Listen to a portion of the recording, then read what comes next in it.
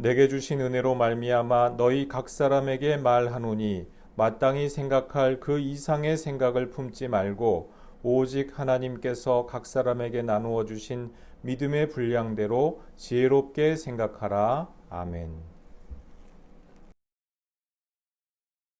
자, 사도 바울이 12장 1절과 2절에서 모든 자비하심으로 너희에게 권한다 하면서 산 제물로서의 삶, 영적으로 드리는 합당한 예배, 또 이성적인 분별, 이런 것이 바로 그리스도인의 삶의 대원칙이다. 이렇게 말씀하셨죠. 이제 3절 이하에서 사도 바울이 좀 더 구체적으로 공동체 이론으로서 또 한 사람의 교인으로서 그리스도인으로서 산다는 것은 어떤 것이냐, 그 삶의 방식에 대하여서 말씀하고 있는데요. 이것도 역시 마치 헌법 1조가 있고 2조가 있는데 이거는 마치 2조와 같이 그렇게 1조에 못지않게 중요한 또 하나의 말씀이죠.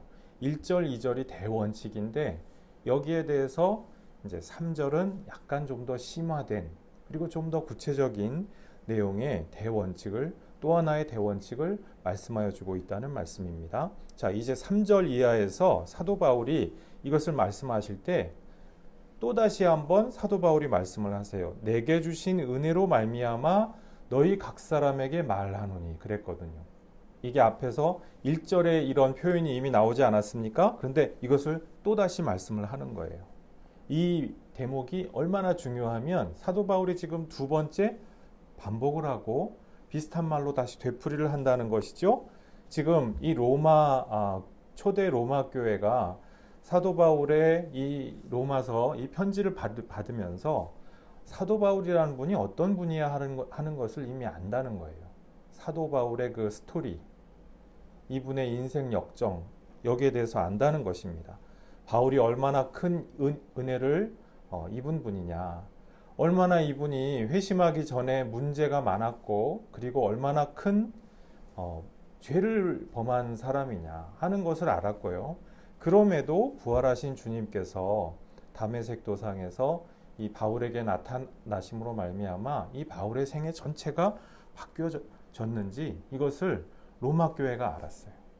그리고 로마 교회만 안 것이 아니라 당시 지중해 세계 바울이 돌아다녔던 이 전도 여행을 하면서 돌아다녔던 모든 곳에서 사도 바울에 관한 이 스토리가 다 알려졌던 것이죠. 그리스도인들을 죽이는데 앞장섰던 그 흑역사, 어두운 과거가 있잖아요. 사도 바울이. 그래서 다른 곳에서 사도 바울은 자기 자신에 대해서 죄인 중에 괴수다. 이렇게 표현을 하기도 합니다. 흠없고 자격 없는 사람이죠. 죄가 많은 사람이죠. 그런데도 부활하신 예수께서 사울에게 나타나셔서 이 다소 사람 사울에게 나타나셔서 회심의 기회를 주시고요. 이 기회에 응답을 합니다. 회개를 하고요. 그렇게 해서 우리가 알고 있는 그 사도 바울이 된 것이죠. 바로 이 압도적인 회심의 기억이 사도 바울의 이 믿음과 신학을 전부 이렇게 결정짓는 결정적인 계기가 되거든요. 나 같은 사람한테 주셨던 하나님의 엄청난 은혜를 생각할 때 그리스도인이라면 이렇게 살아야 마땅하지 않겠습니까? 제가 그렇게 살고 있는데 여러분도 제발 그렇게 살아주십시오. 이것이 하나님 보시기에 합당한 뜻입니다. 이렇게 거듭 권하고 있다는 말씀입니다. 자, 이제 너희 각 사람에게 말한다 라고 한 이 대목을 우리가 눈여겨볼 필요가 있습니다. 너희 각 사람에게, 너희 모두에게, 이것을 이제 헬라어 성경으로 읽어보면은 보통 파신, 휘민 이런 표현이 나오거든요. 그런데 딱 두 마디 말인 거죠. 근데 여기서는요, 원문으로 보면 이렇게 되어 있어요. 판티토, 온티, 엔, 휘민. 파신, 휘민 딱 두 마디였는데 여기서는 다섯 마디가 갑자기 쫙 나오는 거예요. 왜 이렇게 됩니까? 왜 말이 이렇게 길어지죠? 강조하고 싶다 보니까 좀 더 강하게 들어주었으면 하는 그 마음에서 이렇게 말을 좀 길게 강한 어조로 말을 하게 되었다는 것입니다. 자, 사도 바울과 같이 이렇게 특별하고 굉장한 체험을 한 특정인만이 아니라 모든 교회 이 지체에게 해당되는 동일한 말씀이라고 하는 그런 말씀입니다. 너희 각자에게 판티토 온티 엔 휘민, 우리 각자에게 사도 바울이 응답했던 것처럼 우리도 하나님의 은혜에 그렇게 응답해야 할 책무가 있다는 것입니다. 하나님 은혜에 대해서 누구는 응답하지 않아도 되고 누구는 누구 대신 응답할 수 있고 이런 것이 아니라는 거예요. 하나님 은혜가 무엇입니까? 우리 어떤 신비 현상, 신비 체험 같은 게 아니라고 했죠. 신비 체험 같은 거 하는 집회에 가보면은요, 어떤 사람은 신비 체험을 막 경험을 해요. 근데 어떤 사람은 끝까지 경험하지 못합니다. 그러면 이제 못하는 사람들은 막 좀 실망도 하고, 하나님을 원망하는 사람도 본 적이 있고요. 근데 사실은 그런 것이 아니죠. 신비 체험을 모두가 다 해야 되는 것은 아니거든요. 근데 신비 체험 같은 것이 하나님의 은혜와 완전히 동격인 것은 아니라 이 말씀이에요. 사실은 하나님의 은혜, 그것이 무엇입니까? 신비 현상보다도 예수님의 십자가와 부활, 이것이 하나님의 은혜고요. 이것을 통해서 객관적으로 계시된 하나님 사랑의 증거, 이것이야말로 하나님 은혜라고 하는 것입니다. 이 객관적인 하나님 사랑에 대한 증언, 여기에 대해서 우리가 각자 받은 은혜와 믿음에 따라서 응답할 믿음의 책무와 권리가 있다는 이 말씀입니다. 자, 첫 번째로 그리스도인들이 어떻게 응답해야 합니까? 그리스도인의 응답은요, 마땅히 생각할 그 이상의 생각을 품지 않는 것입니다. 자, 우리가 자기 평가를 해보게 되잖아요. 막 MBTI 성격 유형 검사해 보기도 하고요.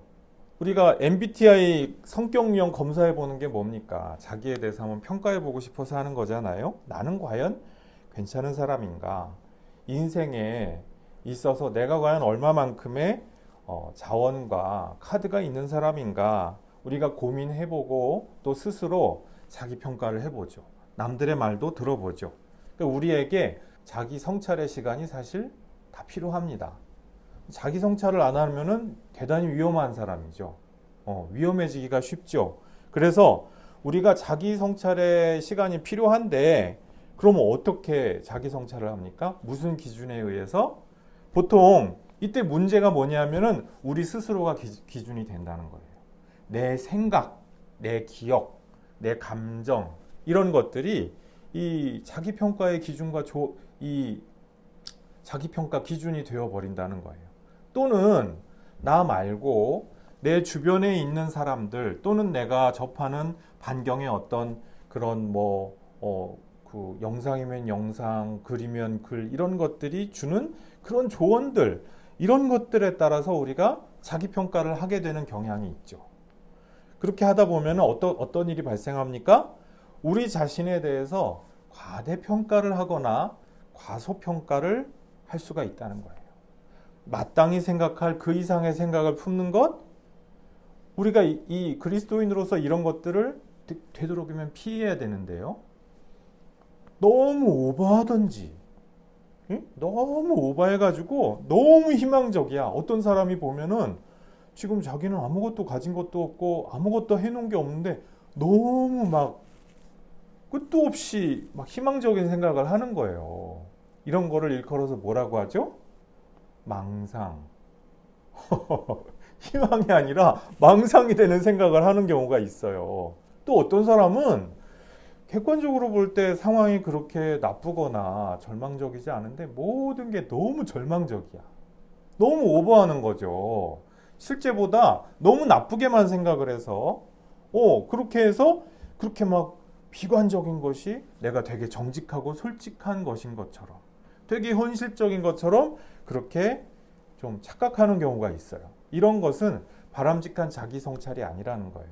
왜 그렇습니까? 마땅히 생각할 것 이상의 것을, 그 생각을 품지 않는 것이 그리스도인이 응답하는 그 삶, 그 삶의 특징이기 때문에 그렇습니다.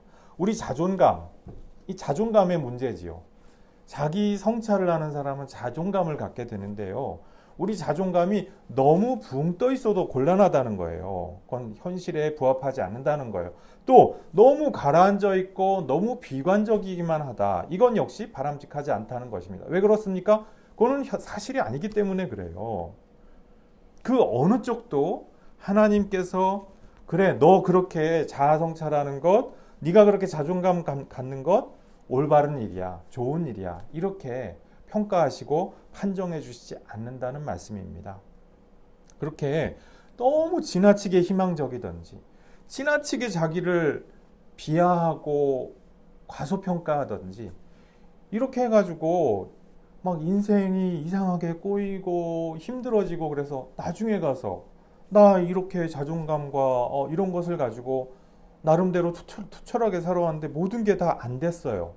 하나님이 그렇게 잘못된 자기 평가에 대해서 너 참 잘했다 하시지는 않을 거라 이 말씀입니다. 우리는요, 과대평가도 과소평가도 피해가는 지혜가 필요합니다.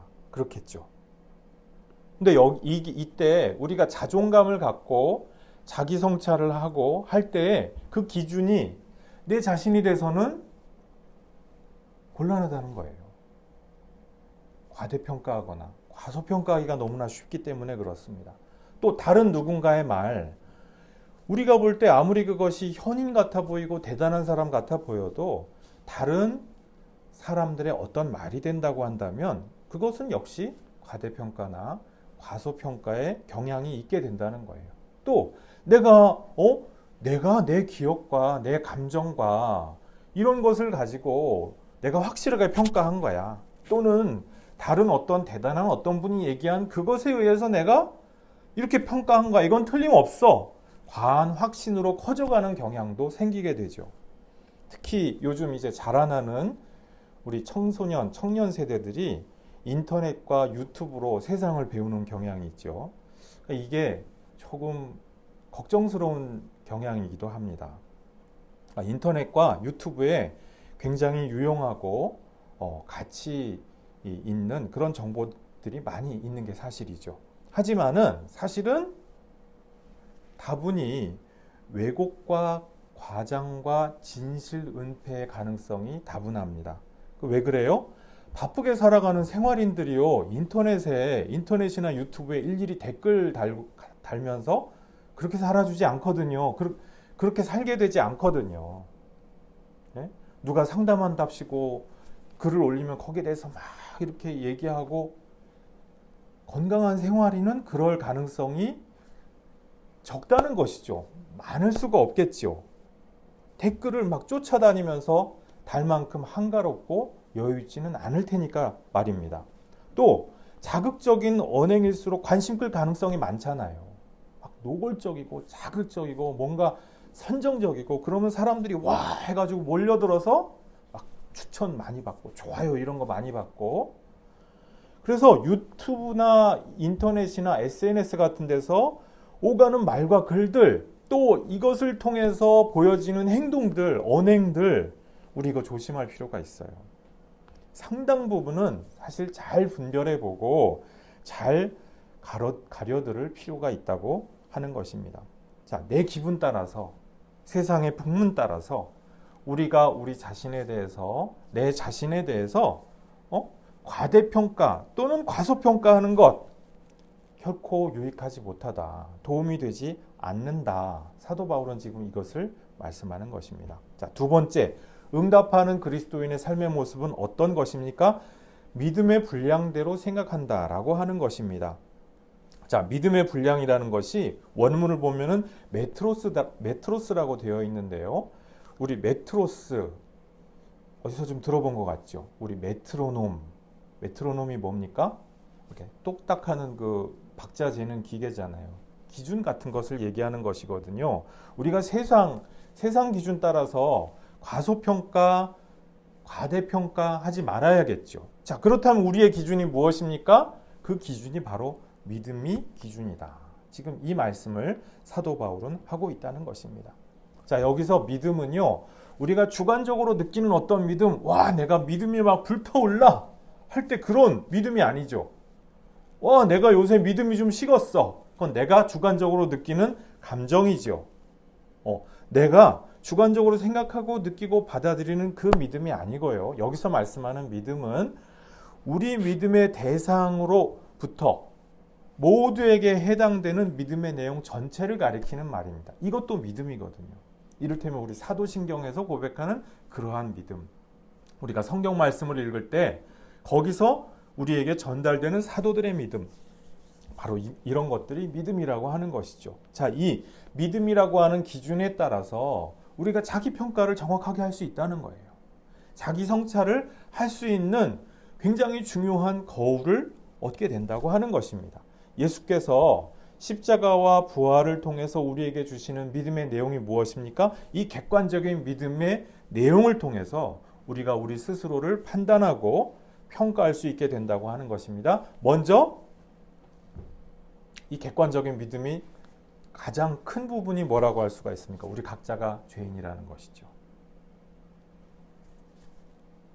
사실 우리 각자가요, 스스로 돌아볼 때 부끄러운 흠과 얼룩이 저마다 있지 않겠습니까?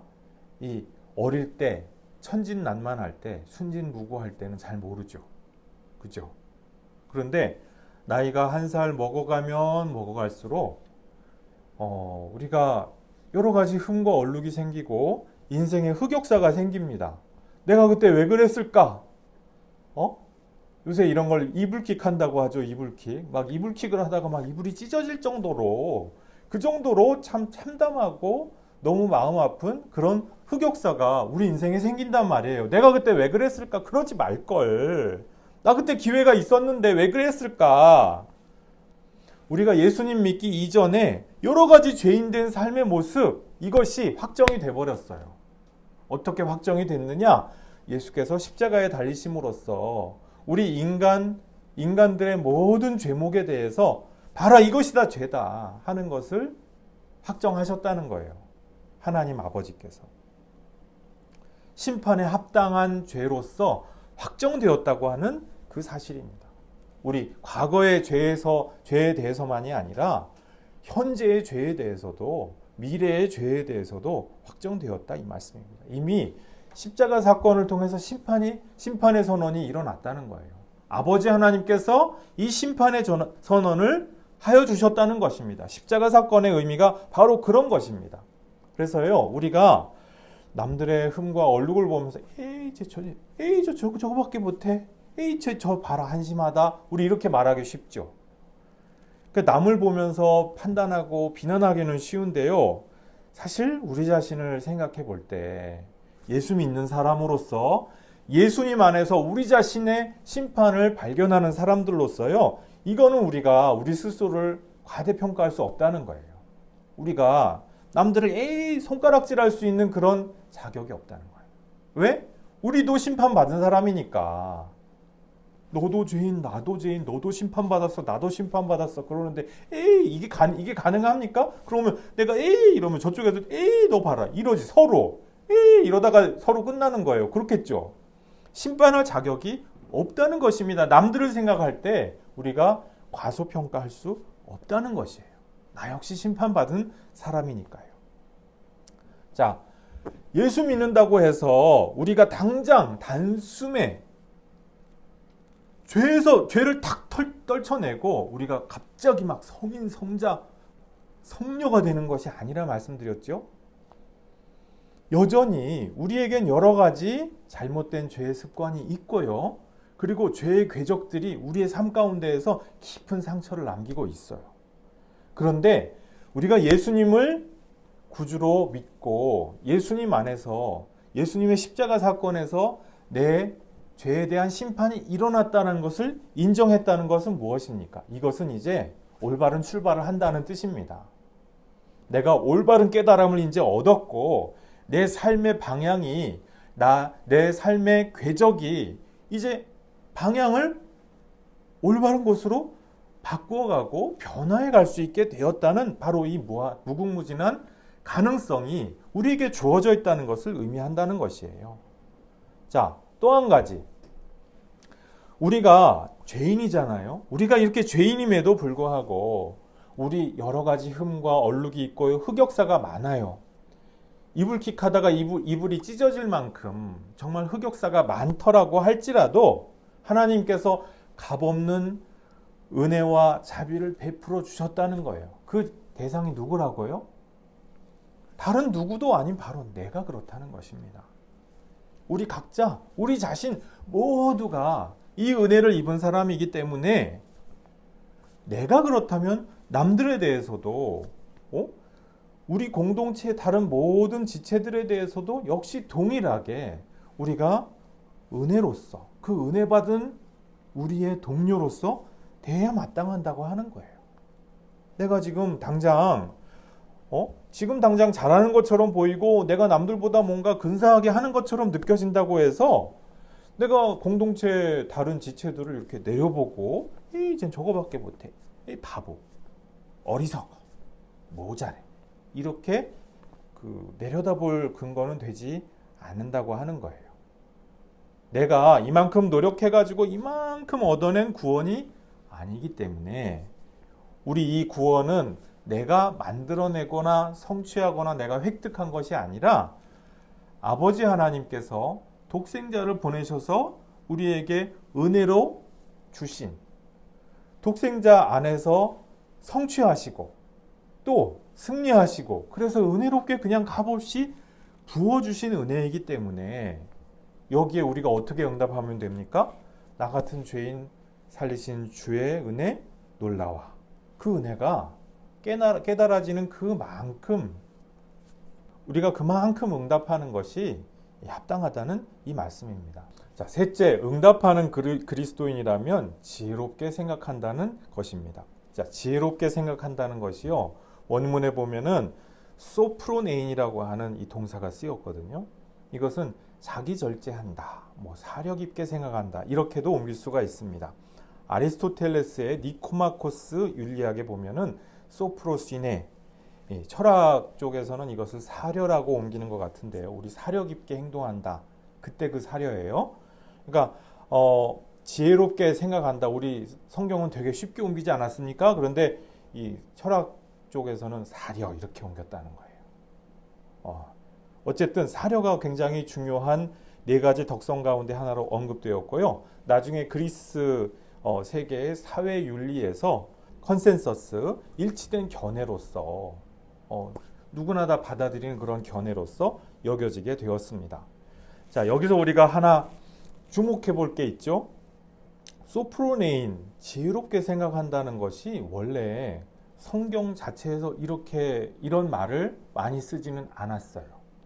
그런데 당대의 그리스 세계에서 사회윤리적으로 이런 것이 합당하고 맞다라고 하는 것을 다들 공감하고 있는 상황에서 사도 바울이 어떻게 하고 있습니까? 우리는 오직 성경으로만 믿기 때문에 소프로네인 이런 거는 거들떠도 보지 않아 이러지 않았죠. 사도 바울이 그렇지 않았어요. 우리가 예수 믿으면 오직 성경만 앞세워서 그렇게 살아야 된다 이렇게 오해하기 쉽거든요. 근데 이것은 사실은 성경을 너무 피상적으로 보는 데서 비롯되는 오해라고 할 수 있죠. 사도 바울이 그렇지 않았거든요. 아리스토텔레스와 고대 그리스 사회윤리 규범 자유롭게 이렇게 포용하고 통섭하지 않습니까? 그러니까 구약 성경에 보면은 또 혼합주의를 경계하는 장면들이 나오는데요. 이게 왜 문제입니까? 병든 혼합주의가 문제이기 때문에 그래서 문제라는 거예요. 건강한 혼합주의라면 왜 문제가 되겠습니까? 구약 성경에도 다양한 이 통섭과 그리고 포용의 그런 증거들이 많이 나타난다고 하는 것이죠.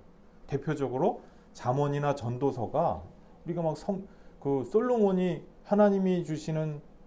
오로지 하나님이 주시는 그 지혜로만 처음부터 끝까지 다 썼다고 생각하기 쉽잖아요. 그렇지 않습니다. 고대 근동세계의 수많은 지혜들과 건강한 상호작용을 하는 가운데 나온 것이 잠언과 전도서였다는 그 말씀이죠. 자, 어쨌든 사도 바울이 고대 그리스 사회의 윤리 덕목을 끌어와서 무슨 말씀을 하시고자 하는 것입니까? 상식 있게 생각하자는 거예요. 남들을 좀 배려도 하고 염치와 분수를 알고 이렇게 하는 것이 당연하다는 말씀입니다. 교회 안에서는 성경 말씀을 따라서 거룩하게 막 말할 것 같은데 사회에 나가서는 사회윤리 규범을 막 무시하고 자기 마음대로 행동해? 이거는 그리스도인답지 않다는 거예요. 그리스도인이라고 한다면 우리 사회에서 이렇게 살아야 한다라고 하는 그 공감대를 제일 좋은 부분은 결코 해치지 않는다는 거예요. 사회윤리적인 컨센서스, 이 공감대를 때로는 넘어가야 할 때도 있어요. 그리스도인으로서.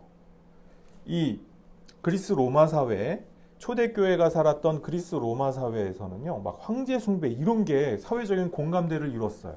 왜 어떻게 합니까? 그리스도인들은 거기에 굴복하지 않았죠. 하지만 이렇게 뭐 아리스토텔레스라든지 당시의 사회 윤리적인 규범이라든지 이런 것에서 그 가운데서 제일 좋은 것 이런 것이 있다고 하면은 어떻게 해요? 제일 좋은 것은 헤아려서 무엇이든지 취하라 했거든요. 우리에게 그런 지혜가 필요하다 이 말씀입니다. 예수 믿는 것이 너무 막 상식에서 벗어나 있다. 예수를 믿기는 믿는데 너무 별나고 이상하게 믿는다. 이거 우리 생각해 볼 문제라 이 말씀입니다. 뭔가 건강하지 않다는 거예요. 사람들이 막 많이 보이고 당장에 인기가 있을지도 몰라요. 그런데 그건 건강하지 않다는 거예요. 뭔가.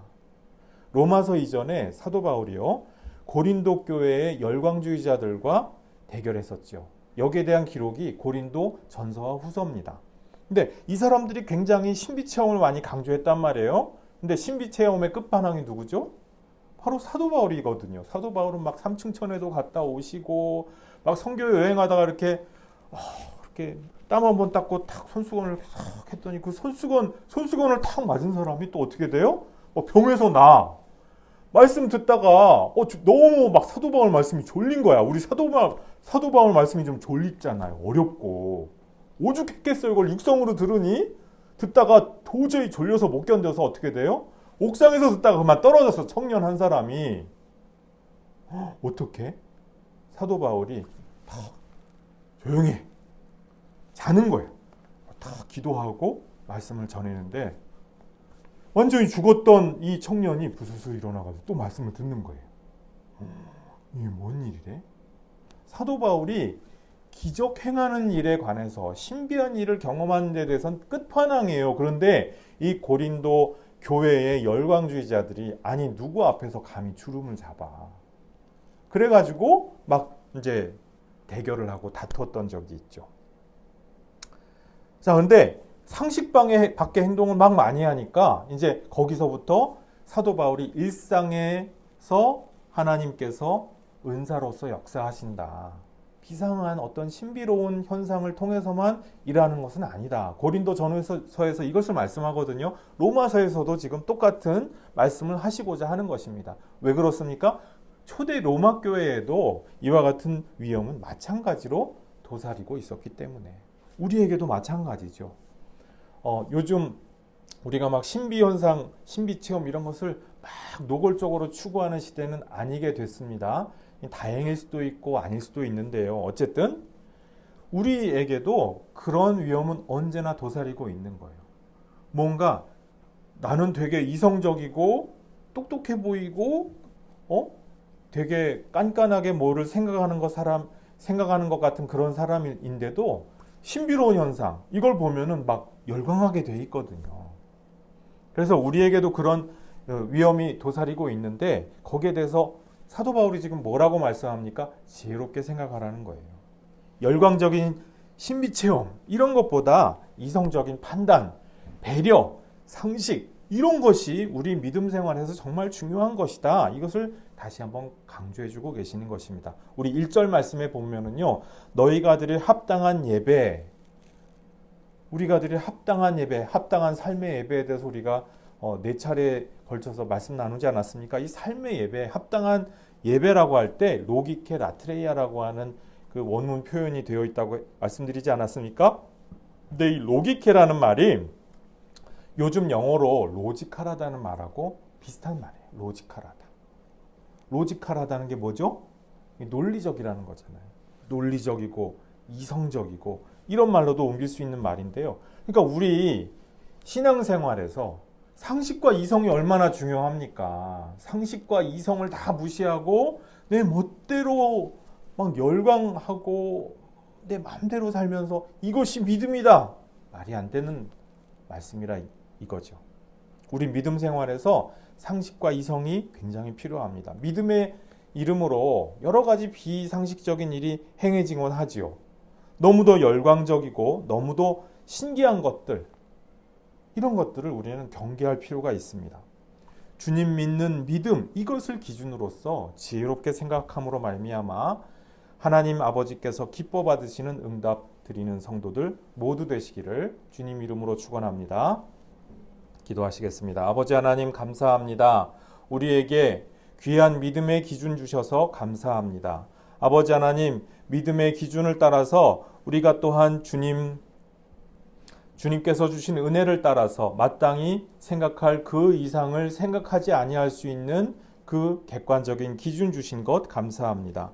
아버지 하나님 또한 믿음의 분량대로 우리가 지혜롭게 생각함으로 말미암아 이 세상에 여러 가지 열광적인 풍조나 또한 여러 가지 세상의 풍문과 그리고 여러 가지 풍설에 따라서 우리가 이 세상에서 방황하지 아니할 수 있도록 길을 보여주심 감사합니다.